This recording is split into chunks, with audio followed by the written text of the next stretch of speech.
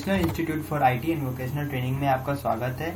आज हम लोग टैली ERP 9 में सीखने वाले हैं कि किसी पार्टी से जब हमें पैसे लेने हैं, रिसीव करने हैं, तो उसकी एंट्री कैसे करते हैं। तो चलिए शुरू करते हैं। शुरू करने से पहले आपको बता दूं, अगर आप इस चैनल पर नए हो तो चैनल को सब्सक्राइब करो और बेल आइकन को दबाओ ताकि हमारे अगली वीडियो का अपडेट आपको मिल सके।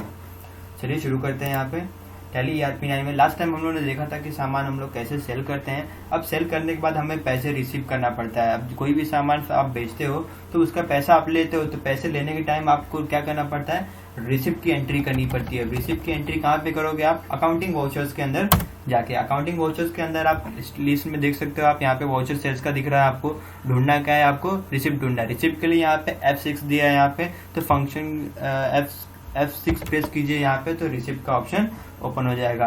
अब जब हम लोग पेमेंट कर रहे थे और रिसीव कर रहे हैं, पेमेंट करने के टाइम भी सेम ऐसा ही इंटरफेस दिखा था आपको।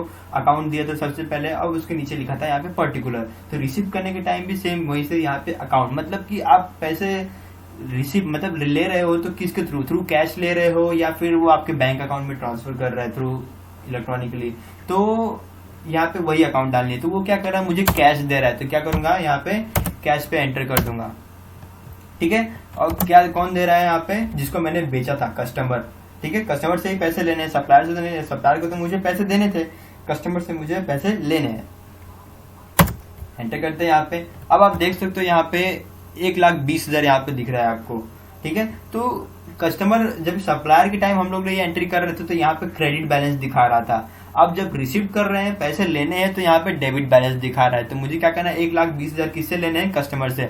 अब जैसे ही मैं यहाँ पे 1,20,000 डालूंगा तो कैश के अंदर ऑटोमेटिकली पैसे यहाँ पे करंट बैलेंस जो दिख रहा है यहाँ पे, कैश में फिलहाल 1 भी रुपए नहीं है मेरे पास, तो ये जो 1,20,000 है ऑटोमेटिकली करंट बैलेंस यहाँ पे शो करने लगेगा कि मेरे कैश में इतना बैलेंस आ गया है। तो क्या करना है, 1,20,000 यहाँ पे डालना है। अब एंटर आप जैसे ही करोगे, अगेंस्ट रेफरेंस मतलब किसके अगेंस्ट ये पैसे ले रहा हूं मैं, वो 1 नंबर जो बिल है यहाँ पे।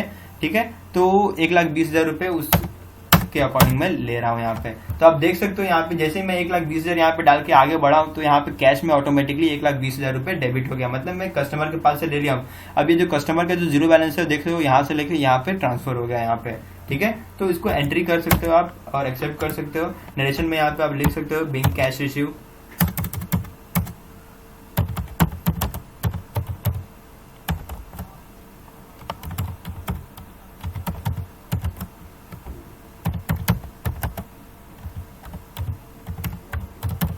ठीक है, कुछ इस तरह का नरेशन देके आप क्या कर सकते हो, इस एंट्री को एक्सेप्ट कर सकते हो। अब ये रिसिप्ट की एंट्री आपको दिखेगी कहाँ, सेम एज इट इज जैसे आपने पेमेंट का जहां जहां आपने एंट्री दिखा था।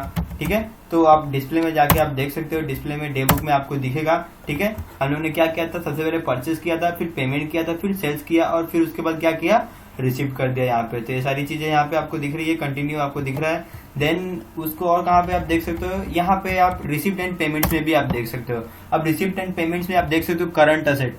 अब पैसे हम लोग को जब मैं किसी को पे करने थे तो वो एक लाइबिलिटी थी। अगर मैंने किसी से कोई सामान खरीदा है तो वो मेरी लाइबिलिटी एक टाइप का, मेरे पास कर्ज है कि मैं उसको क्या करूं, पैसे दूं।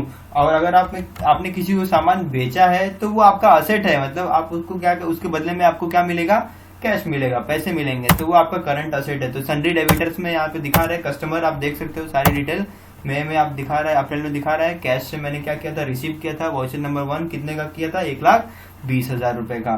तो कुछ इस तरह से आप इसका एंट्री देख सकते हो। तो फिलहाल इसमें इतना ही है, आगे हम लोग वीडियो में देखेंगे कि कॉन्ट्रा की एंट्री कैसे होती है। तो वीडियो अच्छा लगा हो तो लाइक कीजिएगा और कुछ डाउट्स हो तो कमेंट सेक्शन में पूछ सकते हैं।